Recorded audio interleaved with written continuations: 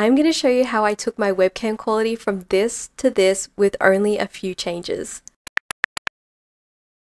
I currently use the Logitech Brio webcam, but I've also used the Logitech C920 in the past. But the things that we are looking at changing today are all in OBS, so no matter what webcam you use, you should be able to update these settings. But the first thing that you should do is wipe down your camera lens. If you've been using your camera for a while, you've probably adjusted it, and if it doesn't have a protruding lens, you've probably at some point put a smudge over your lens, or even if you haven't been adjusting your camera, it does collect dust. It might not be something that's super noticeable in your footage, but trust me, it makes a difference to have a clean lens. You just need to use something like a glasses cloth to clean it off. Do not use any household chemical cleaners because you could damage the film that is put over the lens in manufacturing. And if you want to see just how big a difference this can make, I suggest doing this same thing with your camera lenses on your phone. Most of us have probably never wiped down the lenses on our phone. Go take a selfie or a little video, wipe down your lenses, repeat, and I promise you can see the difference in a clean lens. Now that housekeeping is out of the way, let's jump into OBS.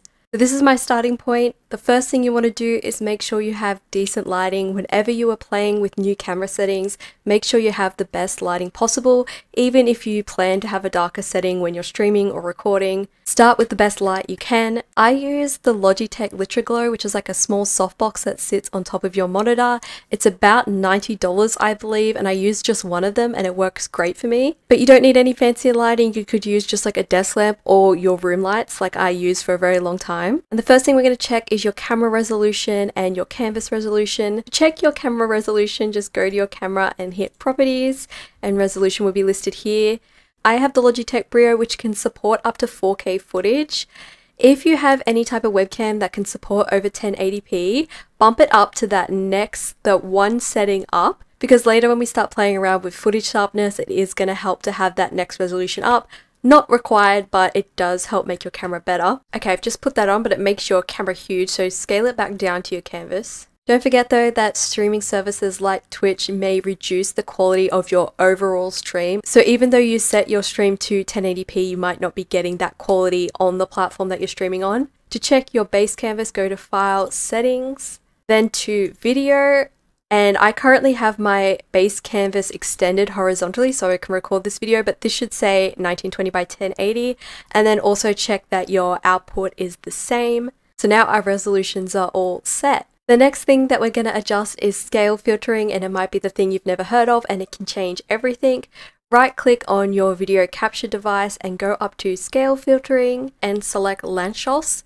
In simple terms, these filters are all methods of sampling pixels to create a better picture by adjusting how pixels react with their neighbor pixels. And for anyone wondering, Lanczos is the last name of the mathematician and physicist who came up with this mathematical formula. You might also want to try bicubic and bilinear filtering. It just depends what kind of output you're looking for.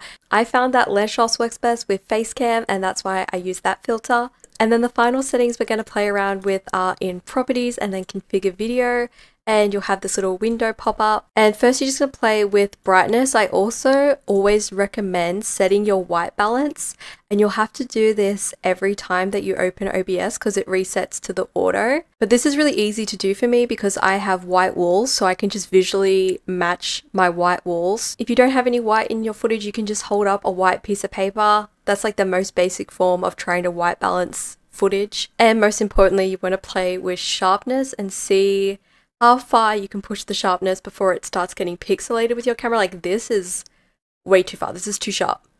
This is not sharp enough. So it's like somewhere in here is a good balance for my camera.